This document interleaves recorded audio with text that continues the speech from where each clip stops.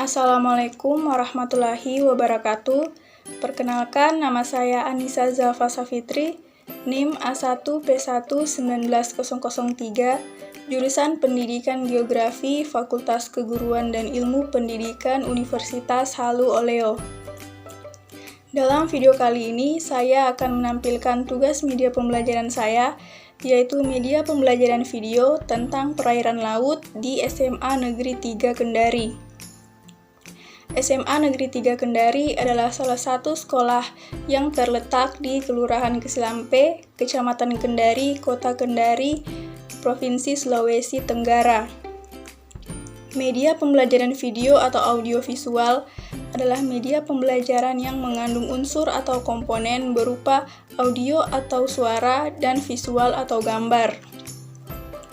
Alasan saya menggunakan media pembelajaran video di SMA Negeri 3 Kendari adalah karena ada beberapa atau sebagian siswa-siswinya yang kurang memperhatikan dan mudah merasa bosan jika hanya mendengarkan materi dari penjelasan guru dan atau membaca langsung materi dari buku.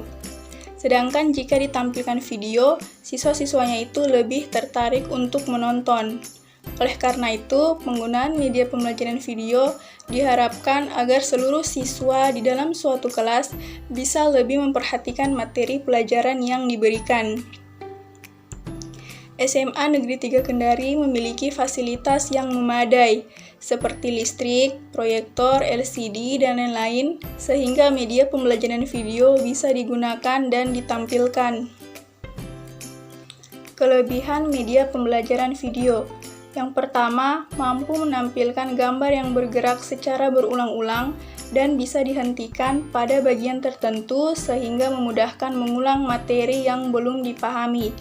Yang kedua, praktis dan efisien waktu. Yang ketiga, mampu menarik perhatian siswa dengan tampilan yang menarik serta dapat digunakan secara individu maupun kelompok. Kekurangan media pembelajaran video. Yang pertama, komunikasi akan cenderung bersifat satu arah, sehingga guru harus kreatif dalam memberikan umpan balik. Yang kedua, dalam proses produksinya sangat kompleks, sehingga membutuhkan peralatan yang lengkap, mahal, dan membutuhkan waktu dan tenaga yang tidak sedikit. Berhubung SMA Negeri 3 Kendari ini terletak di dekat laut, jadi saya mengambil materi tentang perairan laut. Baiklah, marilah kita simak video tentang perairan laut yang telah saya buat. Assalamualaikum warahmatullahi wabarakatuh. Dalam video kali ini, kita akan membahas materi tentang perairan laut. Tahukah Anda apa itu laut? Laut merupakan suatu kumpulan air asin yang sangat banyak, serta juga luas, di permukaan bumi dan juga berhubungan dengan samudra, memisahkan dan atau juga menghubungkan suatu benua dengan benua lain, dan atau juga pulau dengan pulau lain. Klasifikasi laut. Berdasarkan proses terjadinya. Berdasarkan proses terjadinya, laut dibedakan menjadi 3, yaitu yang pertama, laut ingresi. Laut ingresi merupakan laut yang disebabkan terjadinya penurunan dasar laut. Hal ini menyebabkan laut semakin dalam. Contoh Laut Banda dengan kedalaman 7.400 meter. Yang kedua, laut regresi. Laut regresi merupakan laut yang terbentuk karena penyempitan laut atau pengangkatan daratan pada daerah yang luas. Proses tersebut terjadi pada zaman diluvium. Akibat suhu bumi yang dingin, menyebabkan air membeku dan permukaan air laut turun sampai 60 meter. Hal ini menyebabkan dangkalan Sunda dan dangkalan Sahul berubah menjadi daratan. Pulau Sumatera, Jawa, dan Kalimantan bersatu dengan Asia, sedangkan dangkalan Sahul dan pulau-pulau kecil di bagian timur Indonesia bersatu dengan Australia. Yang ketiga, laut transgresi. Laut transgresi merupakan laut yang terbentuk karena kenaikan permukaan air laut atau penurunan daratan secara perlahan sehingga luas laut bertambah. Proses ini terjadi pada zaman glasial. Pencairan es di kutub menyebabkan air laut naik dan menggenangi daratan. Laut transgresi bersifat dangkal karena mempunyai kedalaman sekitar 70 meter. Contoh Laut Jawa, Selat Sunda, Selat Karimata, Laut Cina Selatan, dan Laut Arafuru. Berdasarkan letaknya, laut dibedakan menjadi 3, yaitu yang pertama laut tepi. Laut tepi adalah laut yang terletak di pinggir benua, contoh Laut Bering. Yang kedua, laut pertengahan. Laut pertengahan merupakan laut yang terletak di antara 2 benua atau lebih, contoh Laut Tengah. Yang ketiga, laut pedalaman. Laut pedalaman merupakan laut yang hampir seluruhnya dikelilingi oleh daratan, contoh Laut Hitam. Berdasarkan kedalamannya, laut dibedakan menjadi zona litoral, zona neritik, zona batial, dan zona abisal. Yang pertama, zona litoral atau pesisir, yaitu daerah pantai yang terletak di antara garis pasang naik dan pasang surut. Yang kedua, zona neritik atau laut dangkal. Dengan ketentuan, bagian dasar laut sampai kedalaman 200 meter. Sinar matahari masih tembus ke dasar laut. Pada zona ini banyak binatang dan tumbuhan laut, sehingga zona ini penting artinya bagi kehidupan manusia. Yang ketiga, zona batial atau wilayah laut dalam. Dengan ketentuan, kedalamannya antara 200 sampai 1.800 meter. Sinar matahari sudah tidak tembus sampai ke dasar laut. Karena itu, tumbuh-tumbuhan laut jumlahnya terbatas, demikian juga binatang-binatang lautnya.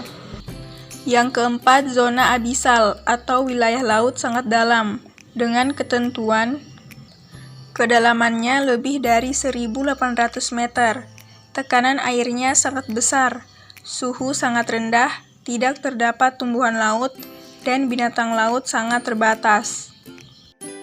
Yang berikutnya, morfologi laut. Yang pertama, paparan benua atau shelf. Paparan benua atau shelf merupakan suatu dasar laut yang melandai ke daratan dengan kedalaman rata-rata sampai dengan 200 meter. Contohnya pada paparan Sahul dan paparan Sunda. Yang kedua, palung laut. Palung laut juga biasa disebut dengan trench. Palung laut adalah dasar laut yang sangat dalam, curam, sempit, dan memanjang. Palung laut terbentuk karena adanya suatu gerak lipatan kulit bumi atau adanya patahan. Contohnya Palung Mariana, yang mempunyai kedalaman 9.635 meter. Yang ketiga, gunung laut. Gunung laut merupakan gunung yang terbentuk di dasar laut. Gunung ini kadang ada yang sampai ke permukaan laut. Gunung ini terbentuk akibat adanya suatu aktivitas vulkanisme. Contohnya pada Gunung Krakatau di Selat Sunda. Yang keempat, ambang laut. Ambang laut adalah dasar laut yang mencuat memisahkan satu perairan dengan perairan yang lain. Contohnya pada ambang laut Sulawesi. Yang kelima, lubuk laut. Lubuk laut adalah cekungan yang ada di dalam laut. Lubuk laut juga bisa disebut sebagai basin. Lubuk laut berbentuk cekungan oval yang tidak terlalu dalam. Lubuk laut terjadi akibat adanya penurunan dasar laut. Yang keenam, punggung laut. Punggung laut adalah salah satu relief dasar laut, berupa bagian dari dasar laut yang menjulang ke atas sebagai pegunungan di laut. Yang ketujuh, atol. Atol adalah pulau karang di laut yang bentuknya menyerupai cincin yang besar.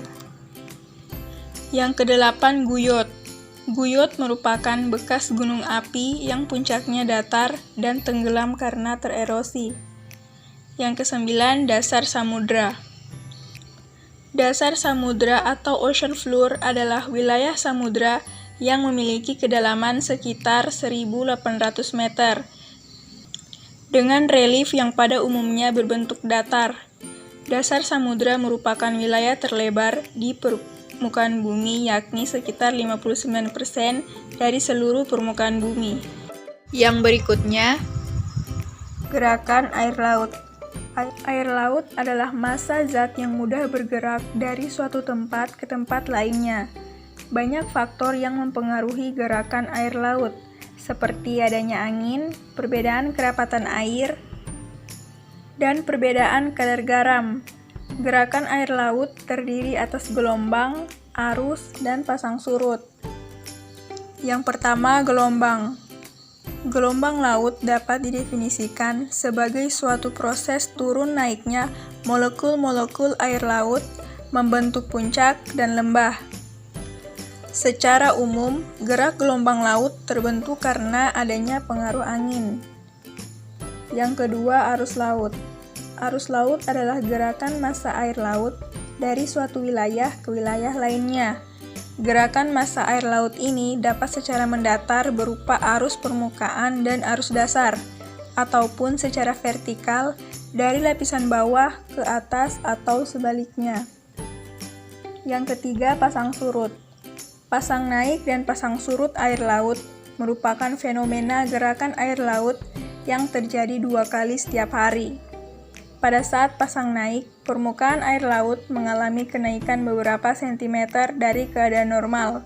Sebaliknya, saat pasang surut, permukaan laut mengalami penurunan. Penyebab utama dari gejala alam ini adalah adanya gaya tarik atau gravitasi bulan dan matahari terhadap bumi. Namun yang lebih terasa pengaruhnya adalah gravitasi bulan karena jarak matahari dan bumi sangat jauh. Yang berikutnya, batas wilayah laut Indonesia. Yang pertama, batas teritorial. Laut teritorial adalah wilayah laut yang berada di bawah kedaulatan suatu negara.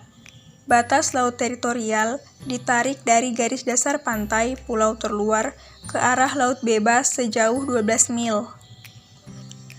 Yang kedua, zona ekonomi eksklusif. Zona ekonomi eksklusif merupakan wilayah perairan laut ekonomi suatu negara, tetapi berada di luar laut teritorial.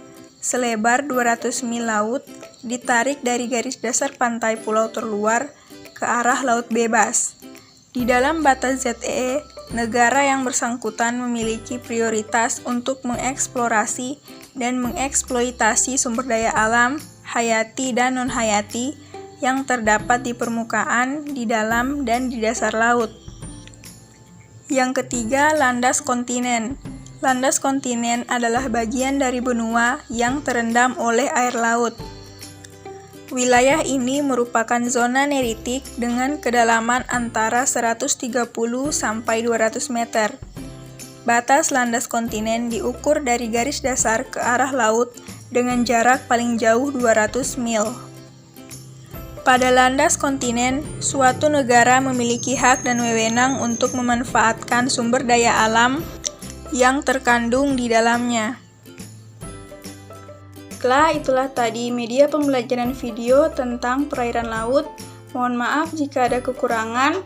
Wassalamualaikum warahmatullahi wabarakatuh.